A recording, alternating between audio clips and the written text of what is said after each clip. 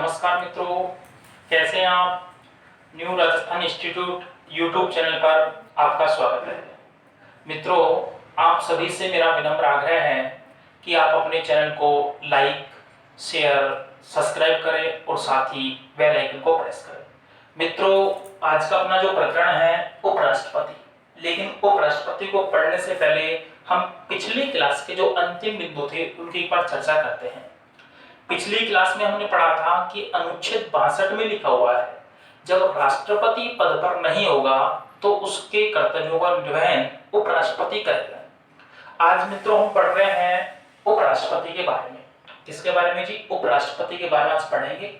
तो सर्वप्रथम आपको याद रहे, उपराष्ट्रपति का जो पद है, प्रेरणा जो स्रोत है अमेरिका से। उपराष्ट्रपति का पद प्रेरणा स्रोत है अमेरिका से, अर्थात भारत के संविधान में उपराष्ट्रपति का पद अमेरिका के संविधान से ग्रहण किया गया है।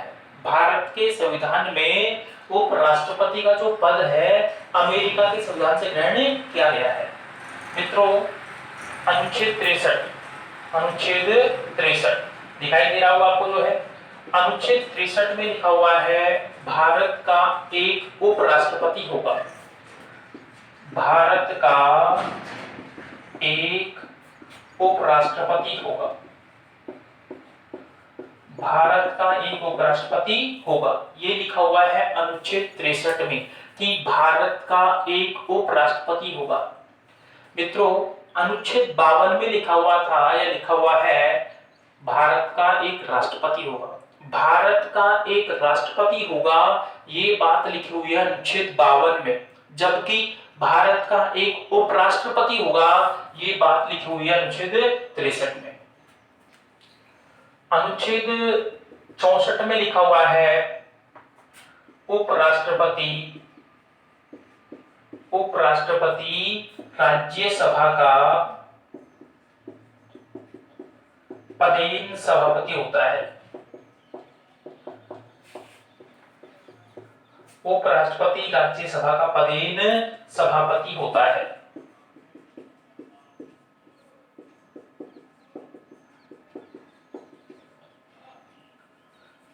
याद रहे मित्रों, उपराष्ट्रपति राज्यसभा का पदेन सभापति होता है, अर्थात बात ये है राज्यसभा की बैठकों की जो अध्यक्षता करता है वो उपराष्ट्रपति करता है।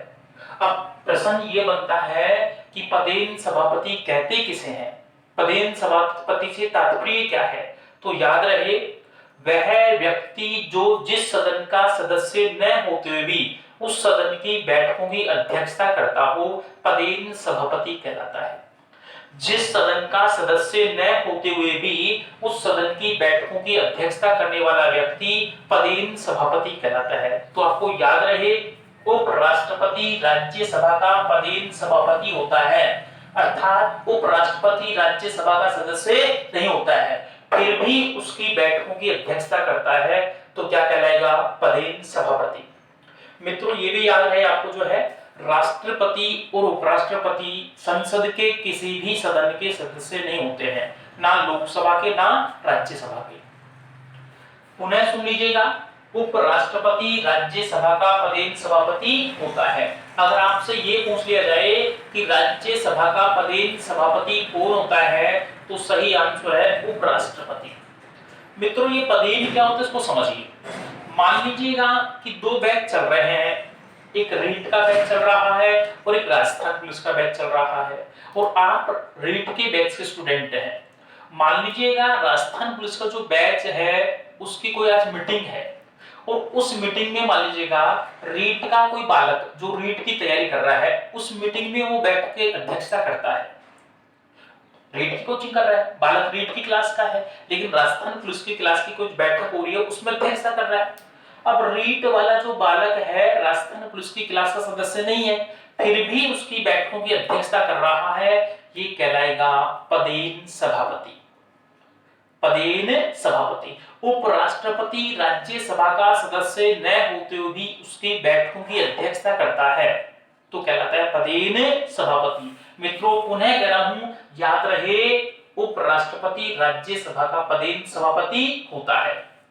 आप ये भी जान लीजिएगा, अगर आपसे कोई ये कह दे कि भारत के पहले उपराष्ट्रपति कौन थे, आप सभी सही आंसर देंगे, मेरे को पूरी उम्मीद है डॉक्टर सर्वपल्ली राधाकृष्णन।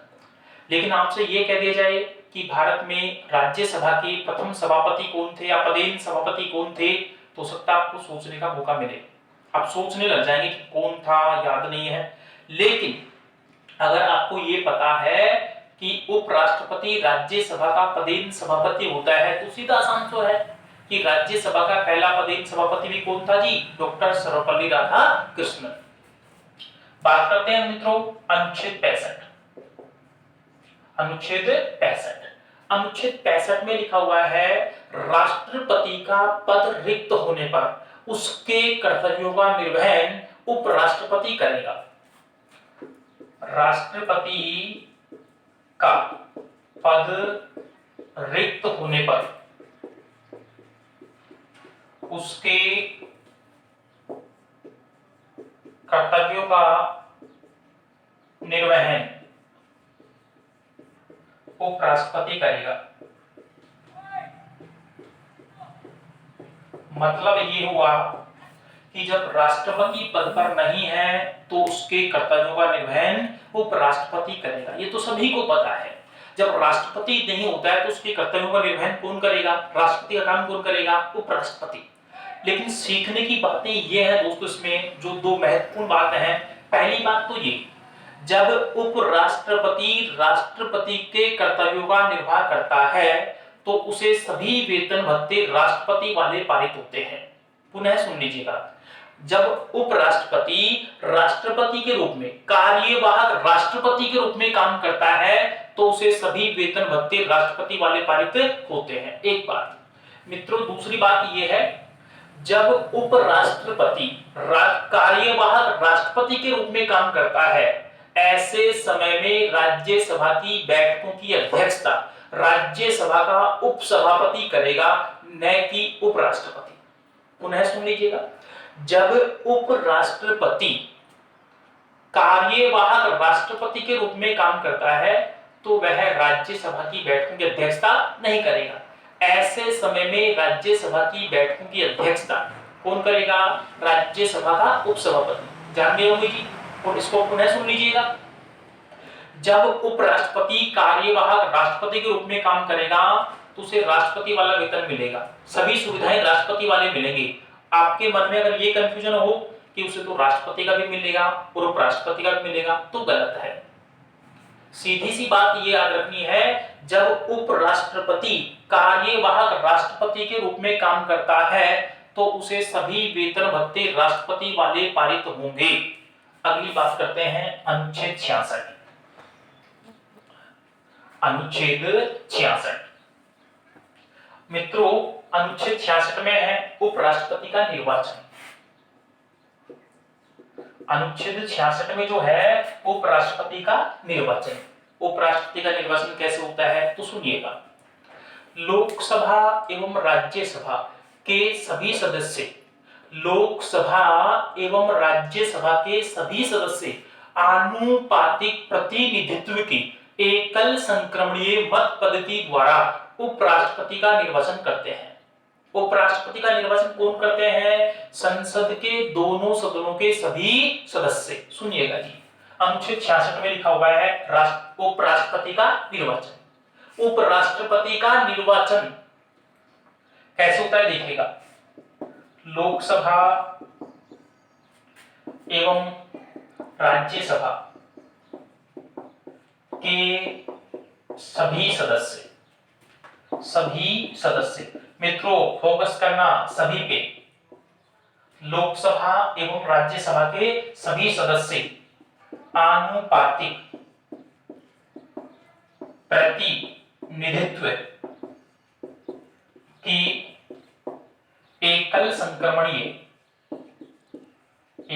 संक्रमणीय मत पद्धति द्वारा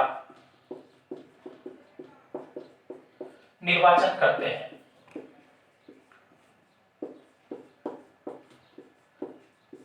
सुन लीजिएगा, साफ साफ सुनिएगा, अनुच्छेद 66 में उपराष्ट्रपति के निर्वाचन का उल्लेख है कि उपराष्ट्रपति का निर्वाचन कैसे होगा। तो देखिए कैसे होगा, लोकसभा एवं राज्यसभा के सभी सदस्य आनुपातिक प्रतिनिधित्व की एकल संक्रमणीय मत पद्धति द्वारा निर्वाचन करते हैं। किसका? उपराष्ट्रपति का। इसमें दोस्तों सीखने की बात यह है कि लोकसभा के जो सदस्य हैं 545, राज्यसभा के जो सदस्य हैं 245, दोनों को जब जोड़ लेते हैं तो 790। लोकसभा और राज्यसभा के कुल सदस्य हैं 790। उपराष्ट्रपति के चुनाव में संसद के दोनों सदनों के सभी सदस्य भाग लेते हैं, अर्थात उपराष्ट्रपति के चुनाव में लोकसभा के 545, राज्यसभा के 245, कुल कितने हो गए? 790 सदस्य भाग लेते हैं। जबकि राष्ट्रपति के चुनाव में संसद के दोनों सदनों के केवल और केवल निर्वाचित सदस्य ही भाग लेते हैं। समझ गए होंगे जी। उपराष्ट्रपति के चुनाव में संसद के दोनों सदनों के सभी सदस्य भाग लेते हैं, जबकि राष्ट्रपति के चुनाव में केवल और केवल निर्वाचित सदस्य भाग लेते हैं। अर्थात संसद में मनोनीत सदस्यों की संख्या 14 है। संसद में मनोनीत सदस्यों की संख्या 14 है, 2 तो लोकसभा से है और 12 है राज्यसभा से। तो मैं ये कहना चाहूंगा, राष्ट्रपति के चुनाव में तो संसद के 776 सदस्य भाग लेते हैं, 14 सदस्य भाग नहीं लेते हैं। जबकि उपराष्ट्रपति के चुनाव में संसद के सभी सदस्य अर्थात 790 सदस्य भाग लेते हैं। किसके चुनाव में? उपराष्ट्रपति के चुनाव में। कारण क्या है? उपराष्ट्रपति के चुनाव में तो संसद के सभी सदस्य भाग लेते हैं, जबकि राष्ट्रपति के चुनाव में संसद के केवल निर्वाचित सदस्य भाग लेते हैं। मनोनीत सदस्यों को राष्ट्रपति के चुनाव में भाग लेने का अधिकार नहीं है। आगे बढ़ते हैं मित्रों। राष्ट्रपति की जो निर्वाचन प्रणाली है आनुपातिक प्रतिनिधित्व एकल संक्रमणीय मत पद्धति है और उपराष्ट्रपति की भी है। उपराष्ट्रपति के लिए यह निर्वाचन पद्धति 11वें संविधान संशोधन के तहत 1961 से काम में ली जा रही है। सुनना मेरे मित्रों, उपराष्ट्रपति का निर्वाचन आनुपातिक प्रतिनिधित्व की एकल संक्रमणीय मत पद्धति द्वारा होता है, लेकिन यह पद्धति जो है 11वें संविधान संशोधन 1961 से अपनाई गई है। यानी उपराष्ट्रपति के चुनाव में इस पद्धति को कब से काम में ले जाया गया है, कब जोड़ी गई है? तो 11वें संविधान संशोधन के तहत 1961 से। 11वें संविधान संशोधन के तहत 1961 से। अब स्वाभाविक सी बात है, आपका प्रश्न ये भी बनेगा कि सर 1961 से पहले उपराष्ट्रपति का चुनाव किस आधार से होता था, किस तरह से होता था?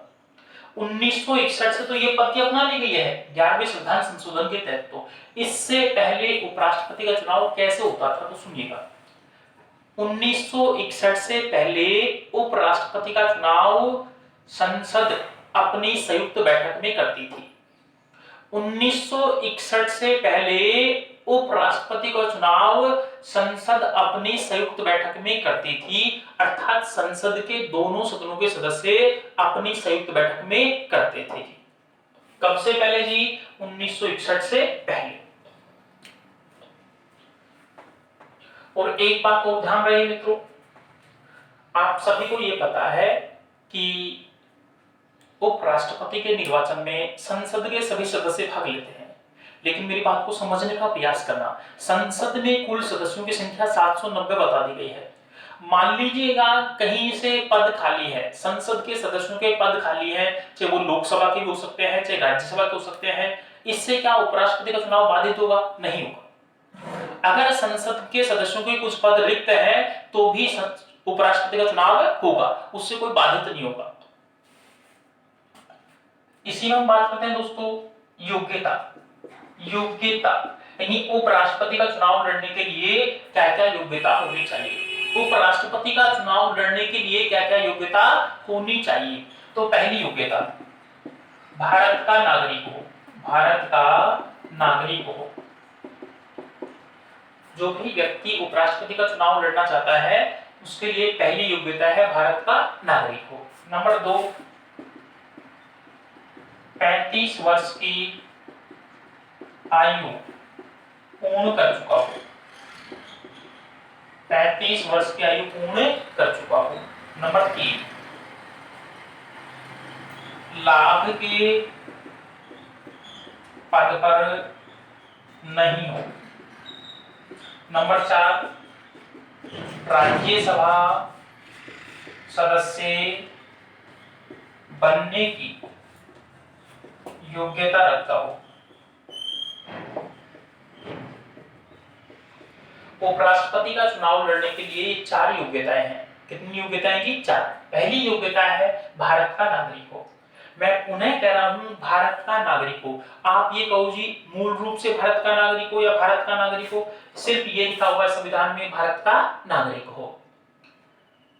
2 में लिखा हुआ है दूसरी जो वाली योग्यता है वो है 35 वर्ष की आयु पूर्ण कर चुका हो। मैं पुनः कह रहा हूं आपको, राष्ट्रपति, उपराष्ट्रपति और राज्यपाल इन तीनों के लिए न्यूनतम आयु आवश्यक है 35 वर्ष। यानी 35 वर्ष की आयु पूर्ण कर चुका व्यक्ति ही इनके चुनाव लड़ सकता है। किसके लिए जी? राष्ट्रपति के लिए न्यूनतम आयु 35 वर्ष, उपराष्ट्रपति के लिए 35 वर्ष, राज्यपाल के लिए 35 वर्ष। आगे बढ़ते हैं मित्रों, इन सभी के लिए अधिकतम आयु का कोई प्रावधान नहीं है। मैंने राष्ट्रपति वाली क्लास में आपको बता भी दिया था, उपराष्ट्रपति, राष्ट्रपति या राज्यपाल किसी की भी बात हम करते हैं तो अधिकतम आयु का प्रावधान नहीं है। तो भाई 65 वर्ष है, 70 वर्ष है, 80 वर्ष है, ऐसा कोई प्रावधान नहीं है। सिर्फ न्यूनतम आयु का प्रावधान है जो 35 वर्ष का आयु पूर्ण कर चुका हो। अधिकतम का कोई प्रावधान नहीं है। 90 वर्ष का, 100 वर्ष का, 110 वर्ष का व्यक्ति भी उपराष्ट्रपति बन सकता है। ये कोई बंदिश नहीं है, अधिकतम आयु का कोई प्रावधान नहीं है। चौथी है राज्यसभा सदस्य बनने की योग्यता रखता हो। अर्थात जो व्यक्ति उपराष्ट्रपति का चुनाव लड़ने जा रहा है या लड़ने की इच्छा रखता है, उसमें यह भी योग्यता हो कि आप राज्यसभा सदस्य बनने की जो योग्यता है, जो योग्यताएं हैं, उन सबको पूरी कर रहे हो।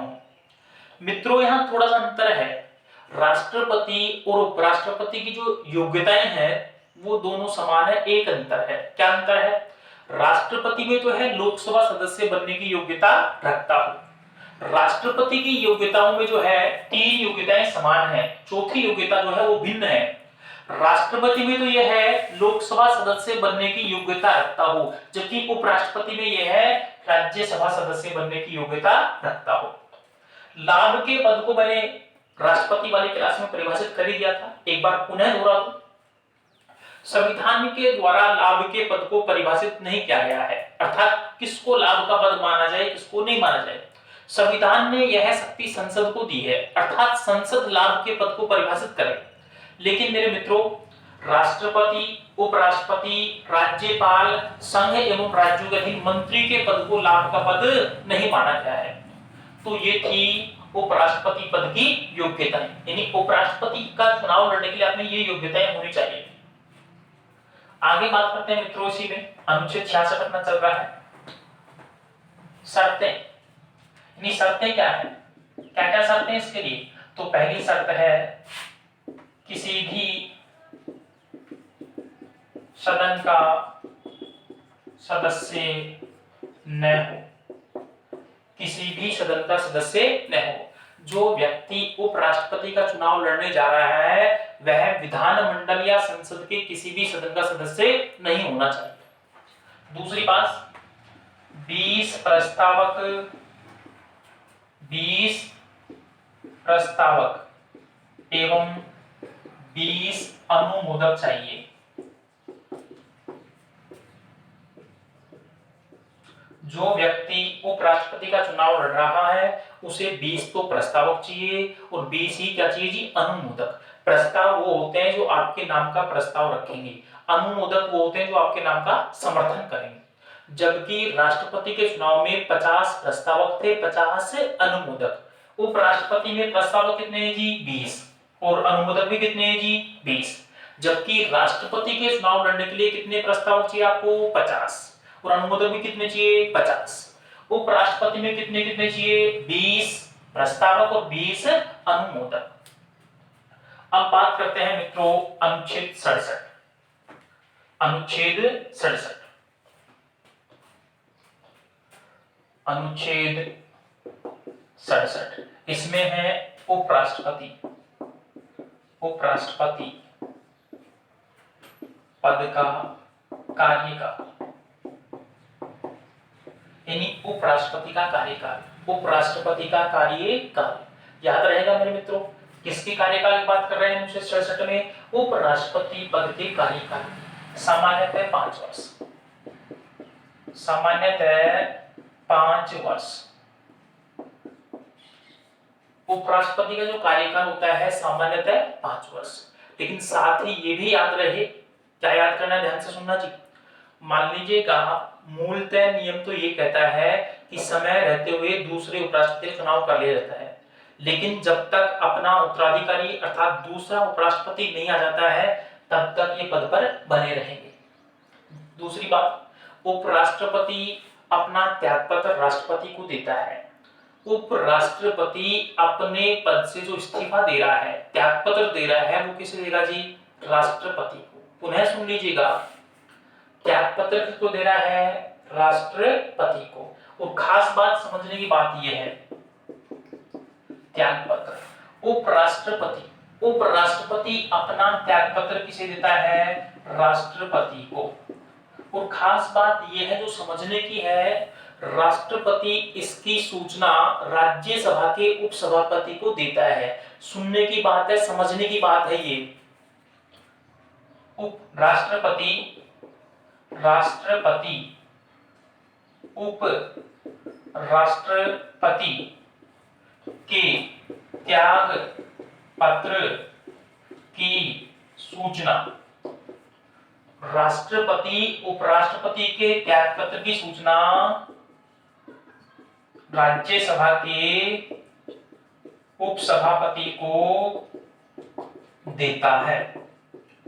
अंतर करना मेरे मित्रों, जब उपराष्ट्रपति अपना त्यागपत्र राष्ट्रपति को दे रहा है, ऐसे समय में राष्ट्रपति इस बात की जो सूचना है वो देगा राज्यसभा के उपसभापति को, राज्यसभा के उपसभापति को। जबकि याद रहे, हम बैक में चल रहे हैं, जब राष्ट्रपति पढ़ा था, सुनना जी, राष्ट्रपति भी अपना त्यागपत्र उपराष्ट्रपति को देता है और उपराष्ट्रपति इस बात की सूचना लोकसभा अध्यक्ष को देता है। अगर राष्ट्रपति त्यागपत्र दे रहा है, किसको देगा? उपराष्ट्रपति को। और उपराष्ट्रपति इस बात की सूचना किसको देगा? लोकसभा के अध्यक्ष को। अब उपराष्ट्रपति त्यागपत्र दे रहा है, किसको देगा? राष्ट्रपति को। और राष्ट्रपति इस बात की सूचना किससे देगा? राज्यसभा के उपसभापति को देता है। आगे बढ़ते हैं मित्रों। राज्यसभा, राज्यसभा अपने प्रस्ताव पर, राज्यसभा अपने प्रस्ताव पर इस प्रस्ताव पारित करके और पारित करने बाद में यह प्रस्ताव लोकसभा में जाकर के इस प्रक्रिया के द्वारा उपराष्ट्रपति को पद से हटा सकती है। सुनना जी, राज्यसभा ही प्रस्ताव रखेगी, राज्यसभा ही प्रस्ताव रखेगी अपने सदन में। प्रस्ताव क्या है जी? ये उपराष्ट्रपति को पद से हटाने का। उपराष्ट्रपति को पद से हटाने का प्रस्ताव पहले राज्यसभा में ही रखा जाता है। उपराष्ट्रपति को पद से हटाने का प्रस्ताव पहले राज्यसभा में ही रखा जाता है। राज्यसभा इस प्रस्ताव को जब पारित कर देती है तो जाता है लोकसभा में। कहा जाता है जी? लोकसभा में भी। लोकसभा भी जब इसका अनुमोदन कर देती है तो उपराष्ट्रपति पद से हटा हुआ मान लिया जाता है। लोकसभा भी जब इसका अनुमोदन कर देती है तो उपराष्ट्रपति पद से हटा हुआ मान लिया जाता है। पुनः सुने मेरे मित्रों, हम बात कर रहे हैं कि राज्यसभा जो है अपने एक प्रस्ताव के द्वारा जो है, अपने प्रस्ताव के द्वारा जो है उपराष्ट्रपति को पद से हटा सकती है। लेकिन यह प्रस्ताव जो है, इसका अनुमोदन जो है लोकसभा में भी होना आवश्यक है। मैं सीधे शब्दों में बात करता हूं। हम ये बात कर रहे थे, उपराष्ट्रपति को जो अगर पद से हटाना है तो यह प्रस्ताव, उपराष्ट्रपति को पद से हटाने का प्रस्ताव पहले कहां रखा जाएगा? राज्यसभा में। लोकसभा उपराष्ट्रपति को पद से हटाने की पहल नहीं कर सकती है। लोकसभा उपराष्ट्रपति को पद से हटाने की पहल नहीं कर सकती है। उपराष्ट्रपति को पद से हटाने का प्रस्ताव पहले राज्यसभा में प्रस्तुत होता है और राज्यसभा से पारित होने के बाद में, ऐसे नहीं है कि अकेली राज्यसभा ही मान लीजिएगा उपराष्ट्रपति को पद से हटा देगी, राज्यसभा से पारित होने के बाद में यह प्रस्ताव लोकसभा से भी अनुमोदित होना आवश्यक है। जब लोकसभा भी इस प्रस्ताव को अनुमोदित कर देती है, पारित कर देती है, उपराष्ट्रपति पद से हटा हुआ मान लिया जाता है। पुनः सुनिए, एक जो आपका कंफ्यूजन उसको दूर कर लीजिए। उपराष्ट्रपति पर महाभियोग नहीं लगाया जाता है, उपराष्ट्रपति को महाभियोग से पद से नहीं हटाया जाता है, महाभियोग सिर्फ राष्ट्रपति पर लगता है, महाभियोग सिर्फ राष्ट्रपति पर लगता है। मैं सीधे शब्दों में बात कर रहा हूं, जिस शैली में आपको समझ में आता है उसमें बात कर रहा हूं मैं। राष्ट्रपति को महाभियोग से पद से हटाते हैं महाभियोग प्रक्रिया के द्वारा, राष्ट्रपति को महाभियोग से पद से हटा सकती है संसद, और राष्ट्रपति पर जो महाभियोग प्रस्ताव लाते हैं वह पहले संसद के किसी भी सदन में लाया जा सकता है। अर्थात राष्ट्रपति को पद से हटाने का प्रस्ताव हम पहले संसद के किसी भी सदन में रख सकते हैं, लेकिन उपराष्ट्रपति को पद से हटाने का प्रस्ताव पहले राज्यसभा में ही रख सकते हैं। और ये भी सुन लीजिएगा, कान खोल के सुन लीजिएगा, उपराष्ट्रपति को महाभियोग से पद से नहीं हटाया जा सकता है, महाभियोग सिर्फ राष्ट्रपति पर लगाया जाता है। आगे बात करते हैं मित्रों,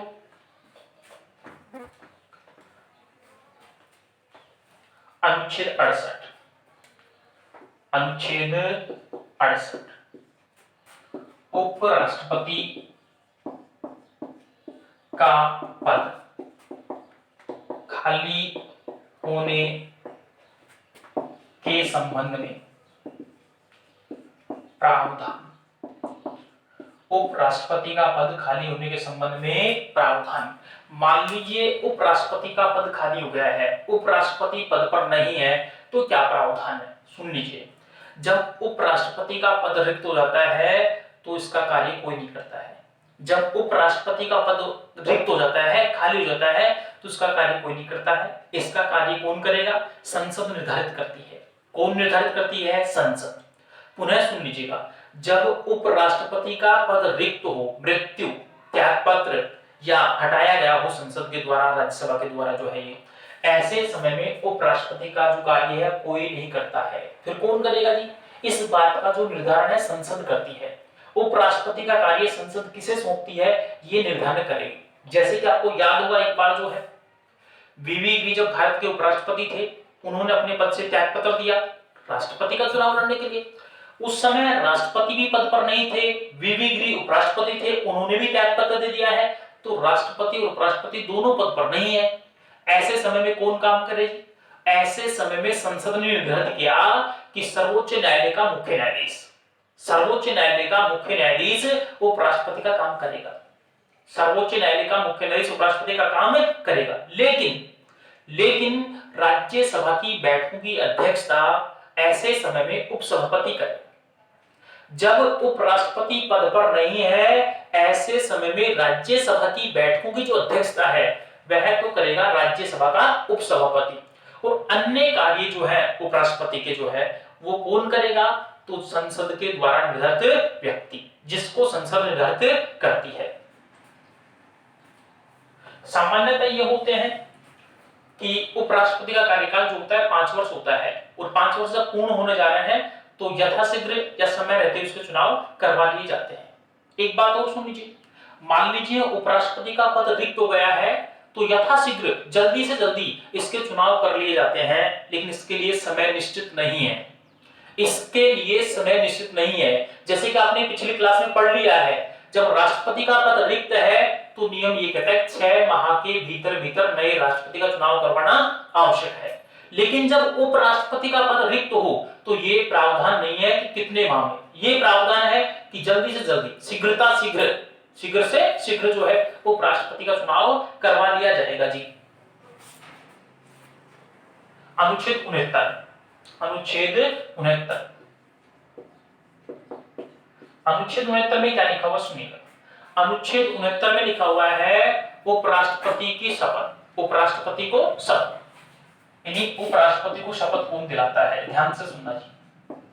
उपराष्ट्रपति को शपथ। ध्यान से सुने जी, उपराष्ट्रपति को शपथ राष्ट्रपति दिलाता है, उपराष्ट्रपति को शपथ राष्ट्रपति दिलाता है। उपराष्ट्रपति को शपथ राष्ट्रपति या राष्ट्रपति द्वारा निर्धारित व्यक्ति दिलाता है। सुन लीजिएगा, अनुच्छेद 69 में लिखा हुआ है उपराष्ट्रपति की शपथ के बारे में जिक्र है। उपराष्ट्रपति को शपथ जो है राष्ट्रपति या राष्ट्रपति द्वारा निर्धारित व्यक्ति दिलाता है। और जो काम की बात है, खास बात है, उपराष्ट्रपति पद के कर्तव्यों की शपथ लेता है। उपराष्ट्रपति पद के कर्तव्यों की शपथ लेता है। ध्यान रहे मित्रों,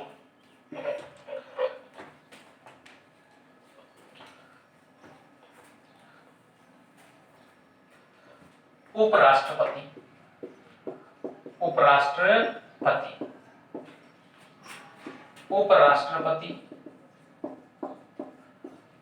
पद के कर्तव्यों,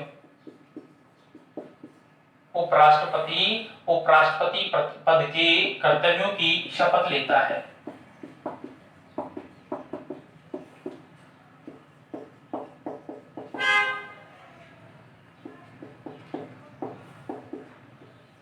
उपराष्ट्रपति को शपथ जो है राष्ट्रपति या राष्ट्रपति द्वारा निर्धारित व्यक्ति दिलाता है। उपराष्ट्रपति पद के कर्तव्यों की शपथ लेता है। दिलाता कौन है? राष्ट्रपति या राष्ट्रपति द्वारा निर्धारित व्यक्ति। कौन सी शपथ लेता है? तो उपराष्ट्रपति पद की कर्तव्यों की शपथ लेता है। जैसे कि आपको याद होगा, राष्ट्रपति को शपथ जो है सर्वोच्च न्यायालय का मुख्य न्यायाधीश दिलाता है। और वो किस बात की शपथ लेते हैं? तो संविधान व विधि के प्रतिरक्षण, संविधान व विधि के प्रतिरक्षण, परिरक्षण, संरक्षण व लोक कल्याण की शपथ लेता है। कौन जी? राष्ट्रपति। कौन जी? राष्ट्रपति। उपराष्ट्रपति कौन सी शपथ लेता है? उपराष्ट्रपति पद के कर्तव्यों की शपथ लेता है। अब मित्रों हम बात कर रहे हैं अनुच्छेद 71 के बारे में। अनुच्छेद 71 अनुच्छेद 71 में लिखा हुआ है राष्ट्रपति व उपराष्ट्रपति के चुनाव से संबंधित कोई भी विवाद होने पर उसकी सुनवाई प्रारंभिक रूप से सर्वोच्च न्यायालय करता है। पुनः सुन लीजिएगा जी, राष्ट्रपति व उपराष्ट्रपति के चुनाव से संबंधित कोई भी विवाद होने पर उसकी सुनवाई प्रारंभिक रूप से सर्वोच्च न्यायालय करता है।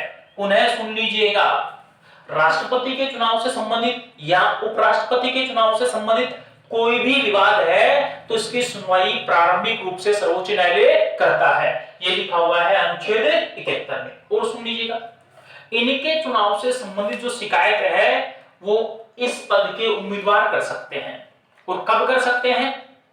इनके चुनाव से संबंधित शिकायत इस पद के उम्मीदवार कर सकते हैं या संसद के 20 सदस्य कर सकते हैं। संसद के 20 सदस्य कर सकते हैं, अकेला नहीं कर सकता है।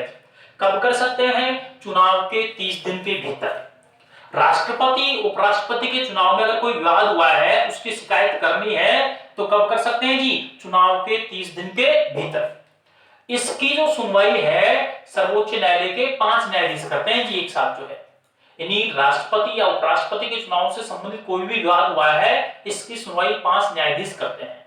और दूसरी बात जो खास बात है, मान लीजिएगा चुनाव हो गया है, जीत भी गया है राष्ट्रपति उपराष्ट्रपति जो भी है, और उसके बाद में शिकायत कर दी गई है, सर्वोच्च न्यायालय उसकी जांच कर रहा है, आरोप सही पाए गए हैं मान लीजिएगा, तो बीते समय में जो 3 महीने 4 महीने जो बीत चुके हैं, ऐसे समय में राष्ट्रपति उपराष्ट्रपति द्वारा किए गए कार्य मान्य होंगे। पुनः सुन लीजिए, अगर समझ में नहीं आया तो मान लीजिए मैं उपराष्ट्रपति हूं या राष्ट्रपति हूं और मेरे चुनाव से संबंधित शिकायत साथी उम्मीदवारों ने कर दी है, मैं जीत गया हूं, 30 दिन के भीतर उन्होंने शिकायत भी कर दी। अब मामला जो है सर्वोच्च न्यायालय में चल रहा है पिछले 3-4 महीने से। उन 3-4 महीनों के दौरान मेरे द्वारा किए गए सभी कार्य मान्य होंगे। तो मित्रों आज हम पढ़ रहे थे उपराष्ट्रपति कंप्लीट हुआ। अगली क्लास में पढ़ेंगे राष्ट्रपति की शक्तियां। धन्यवाद मित्रों।